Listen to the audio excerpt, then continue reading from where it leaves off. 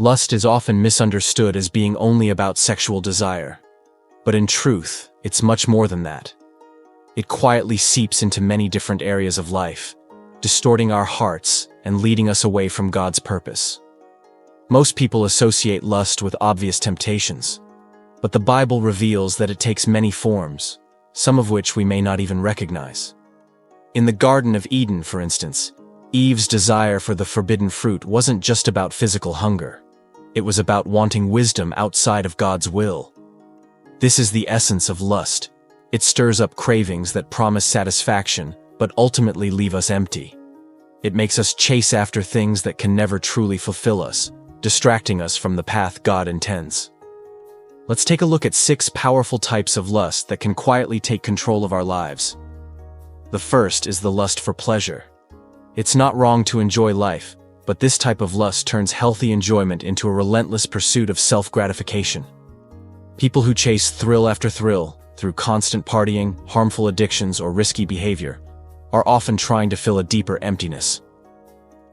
Proverbs 21:17 warns us that those who love pleasure can become poor, because when pleasure rules over us, it clouds our judgment and leads us to make foolish choices. True joy comes from balance and purpose, not endless indulgence. The second is the lust for power. This isn't always about politics or leadership. It can show up in subtle ways, like needing to always be in control, manipulating others, or constantly trying to win arguments. While ambition itself isn't wrong, unchecked desire for dominance often stems from pride and insecurity. Jesus taught a very different model in Mark 10:43-44, saying that those who wish to lead must become servants. True greatness is rooted in humility and love, not in control and dominance. Next is the lust for wealth. Money isn't evil in itself, but the obsessive pursuit of it can be deeply destructive. Many people are willing to sacrifice their morals, relationships, and even their faith to gain more wealth. 1 Timothy 6:9 warns that those who long to be rich fall into temptation and are trapped by harmful desires that lead to ruin. Greed convinces us that more money equals more security, but only God can provide lasting peace and true abundance. Without Him, even the richest life feels empty. The fourth type is the lust for recognition. This is the constant craving for praise, attention, and approval from others. In today's world of social media, this struggle is more intense than ever.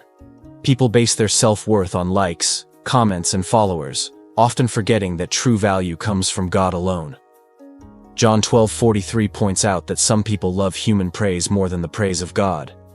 And when that happens, we start living for applause rather than for truth. When we chase recognition, we lose sight of who we really are in Christ. Then comes the lust for knowledge. This one may seem harmless, even noble, but it becomes dangerous when the pursuit of learning is driven by pride or a desire to feel superior.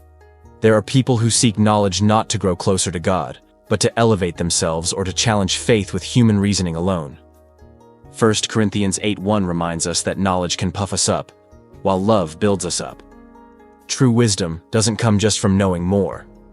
It comes from fearing God, walking humbly, and applying truth in love. Finally, the most commonly recognized form, the lust for physical desires, especially sexual temptation.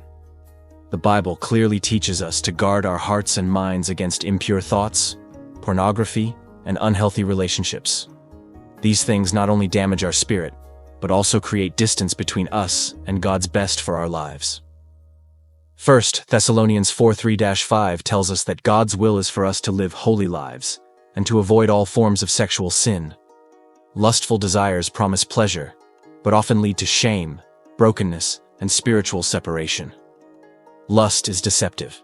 It often starts small, hiding in our habits, thoughts, or emotions, and then slowly grows until it controls our decisions and weakens our connection to God. But there is hope. James 4:7 says, "Humble yourselves before God. Resist the devil, and he will flee from you." The path to freedom begins when we're willing to acknowledge our struggle, surrender it to Jesus, and allow Him to renew our hearts. If this message speaks to you, take a quiet moment to reflect.